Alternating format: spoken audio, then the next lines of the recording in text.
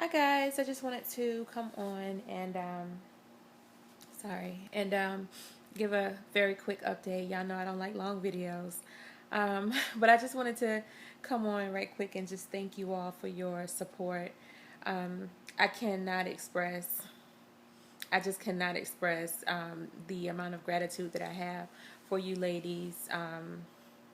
I just can't. I just really appreciate the love and support because it's been a rough, it's been a rough week.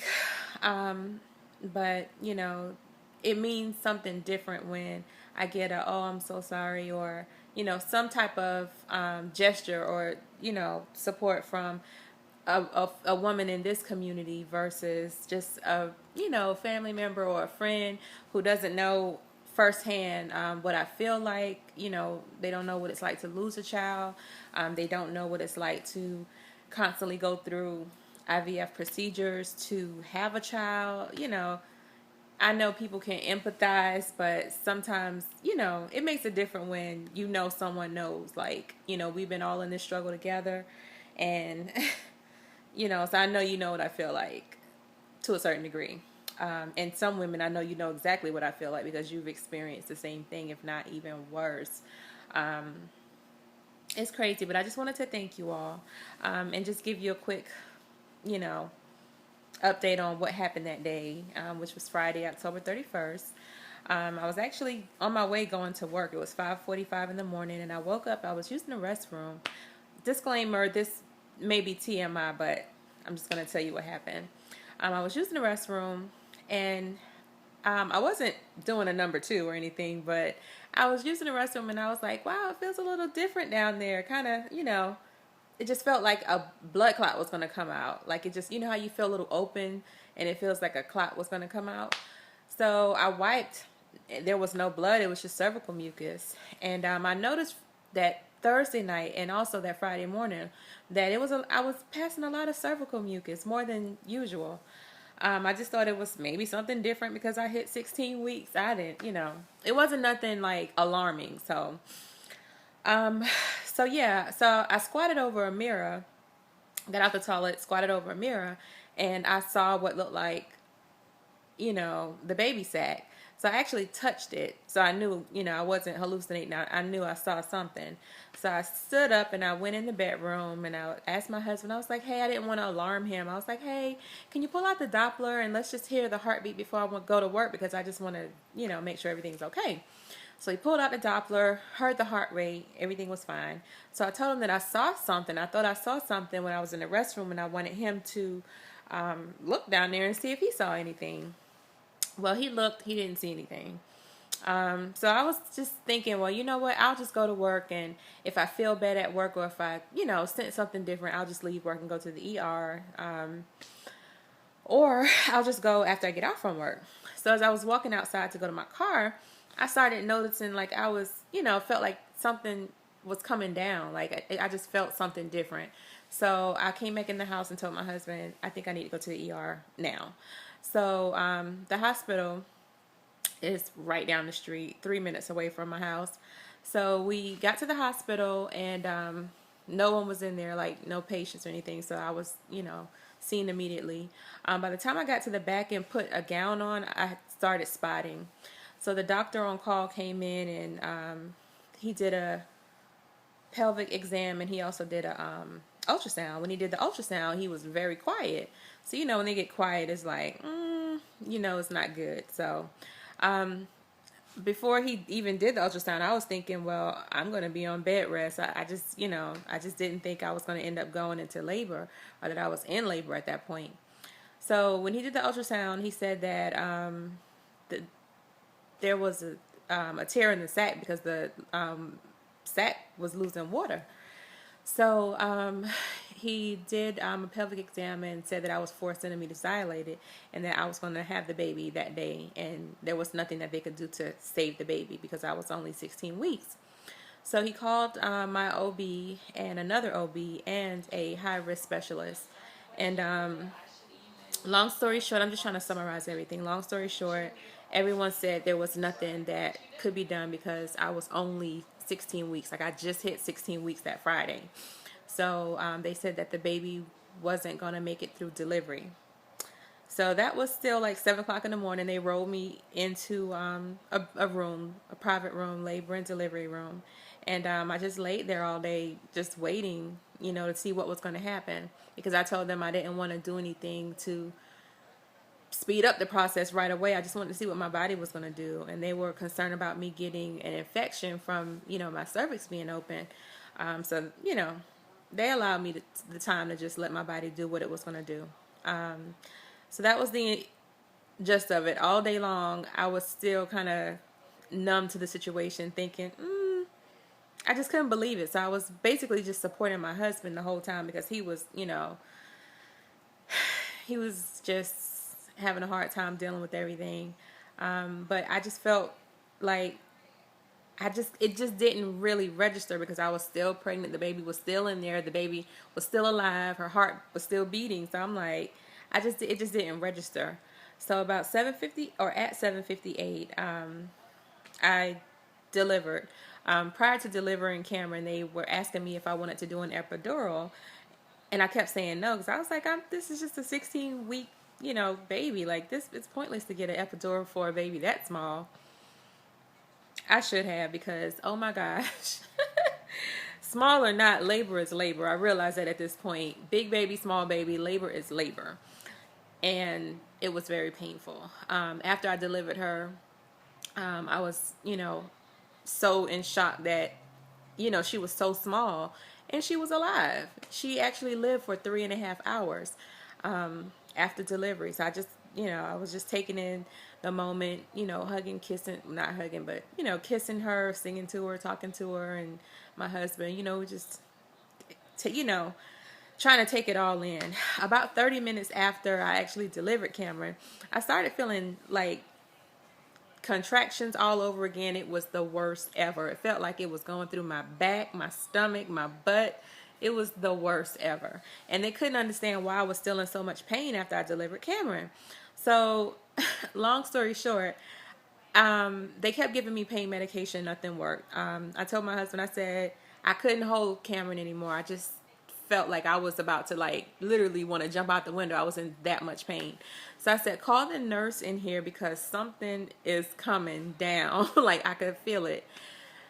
Needless to say, or long story short, that was the second baby. I was in complete shock. I knew that my OB put in, not OB, my RE put in 2 embryos, but no one ever detected that second baby. They said it was just a singleton. They only detected Cameron throughout the pregnancy.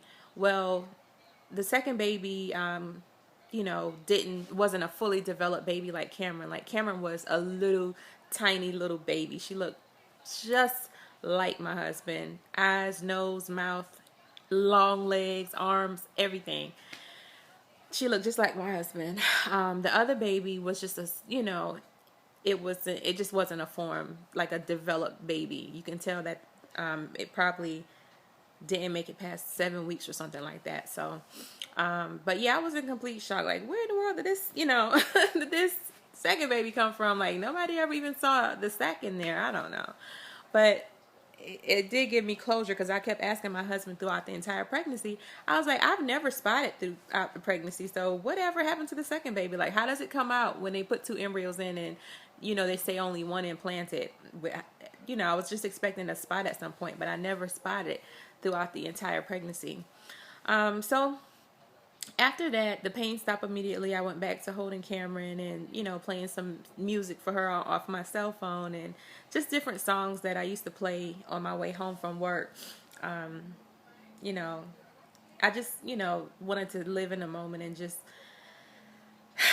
enjoy what I could enjoy of her being alive. It's, she's such a fighter because, like I said, I never had any problems during my pregnancy with, the baby or my body. It's just, for them to say that she wasn't going to make it through delivery and for her to make it through delivery alive and still live for 3.5 hours was just amazing to me.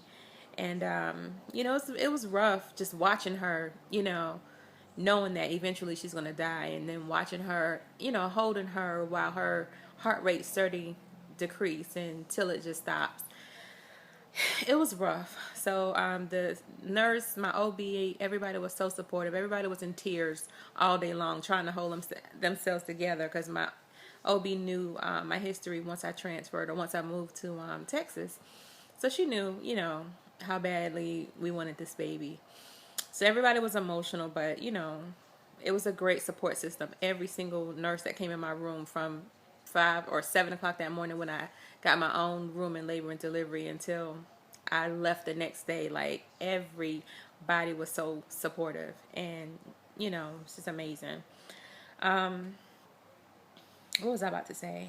So yeah, the next morning, we got a list. They gave us a list. We had to fill out a lot of paperwork for her birth certificate and get a list of local funeral homes to call a funeral home to, take care of her remains. So we did that, and then I was. They said I could have stayed in the hospital, and that next day, but I was just ready to go home. I was just ready to go home. So I was discharged on Saturday, and Sunday we went to the funeral home and paid for the cremation and did the paperwork, for her death certificates and everything. And that was that. It was a long week of just going back and forth. I was very edgy, waiting, to get her remains back. It sounds kind of crazy because it's not her, her spirit is gone. But just to know that, I didn't have to go back to the funeral home. I was just ready to get that part over with. It's a lot to have to deal with when it's just me and my husband. Like, we're trying to keep each other lifted. We don't have any family here. We just moved here like 2 months ago, so we're like 19 hours away from any family member. And it was just a hard time, and that's another thing that really made me appreciate the support that you ladies were giving me, because I'm trying to keep it together and not be so emotional every second of every day in front of my husband, and feeling like we were alone in this process, because we're so far away. But I felt the closeness and you know, the love that you all were sending through YouTube. It's just weird because it's YouTube, but I don't know, man. It just really, it really made me feel good and feel like, what, I'm gonna be okay. I know I followed what is Robin's YouTube name? God's Miracle Received. She used to be waiting on God's Miracle. I've been following Robin since probably 2009 or something like that, 2010. It's been a long time. And Kirsty and also Charity S. And I know all of those ladies have lost their children at some point, and they're still going, and it just really inspires me. Like, what? Don't feel like I'm cursed, because I felt like I was cursed. I'm going to be honest. I was mad with God. Like, why do you allow me to get to this point just to take the child away? Like, why didn't I just get a BFN instead of a BFP? You think all kind of crazy stuff when you're going in the midst, but I realized that I'm not the only woman in the world that has experienced this, and I don't know, somehow, some way I'm going to be okay. I realized that I don't know what we're going to do about IVF going forward or whatever. But I do realize that if we do decide to do another cycle, I'll continue to make YouTube videos, but I'm not going to discuss it with like family and friends, because it's a lot for me to feel like you're going through, something like this, and you have to explain every little detail of every little thing to each person that decides to call you and talk to you about the process. And God forbid if something happens, it's like you don't want to keep explaining that over and over again to each person that wants to know how you're doing or what's going on. Anyway, I'm going to wrap up the video because I'm expecting Lowe's, a store, home improvement store, to come over because my dryer went out the other day, so we had to buy a new dryer, and they're delivering it today. So I wanted to show you guys my little book that I made. You can't see it, but it's a photo album that I made with pictures from the pregnancy, the FET, and delivery of Cameron. Here's my little blanket from, I know that's silly, but here's my little blanket from the hospital that Cameron was wrapped up in. And here was another blanket that she was wrapped up in on Saturday. And it's just a folder from the funeral home with paperwork from the funeral. papers from the hospital for her birth certificate. And here's my little copy of her. It's in the folder. It's pointless for me to open it, but it's 2 copies of her death certificate because I wanted to have copies of those. And here's my little box that they gave me at the funeral home with some things in it. I have this little hat, little tiny hat, and tiny little teddy bear and stuff. I actually put some of her things in. This is my DVD from my gender scan the other week, and then I have some ultrasounds, you know, throughout the pregnancy. Ultrasounds that I have in here. Here's another DVD from the gender scan, and just some other things. My little wristband from the hospital. Cameron's little wristband, and clip from her belly button. And there's some other little things in there, but you know, just it was really sweet of them to do that, which I know that's what they do when you lose a child. But it was so hard and hurtful to roll out the hospital in a wheelchair with this box in my hand instead of my baby. You know, it's rough. But I'm going to cut the video short and just thank you all again for your love and support, your prayers, your emails. LaQuisha and Sheila, your emails. Dawn A.